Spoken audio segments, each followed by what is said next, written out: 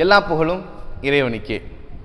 அப்துல்லாஹ் பின் Umar ரலியல்லாஹு அன்ஹு அவர்கள் அறிவிப்பார்கள், முஹம்மது ஸல்லல்லாஹு அலைஹி வஸல்லம் அவர்களிடத்தில் ஒரு மனிதர் வந்து கேட்டார், இஸ்லாத்தில் சிறந்த செயல் எது யா ரசூலல்லாஹ் என்று.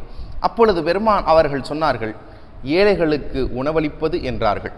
ஏழைகளின் பசியை உணர்ந்து அவர்கள் கண்ணீர் துளியை யார் ஒருவர் அகற்றுவார்களோ அவர்கள் எப்பொழுதுமே பெரியவர்கள்தான், சிறந்தவர்கள்தான். இன்றைக்கும் இந்த நிமிடமும் பசியோடும் பட்டினியோடும் கஷ்டத்தில் கண்ணீர் சிந்தக்கூடிய எத்தனையோ பச்சம் குழந்தைகள் இருக்கத்தான் செய்கிறார்கள், ஏழை எளியோர்கள் இருக்கச் செய்கிறார்கள்.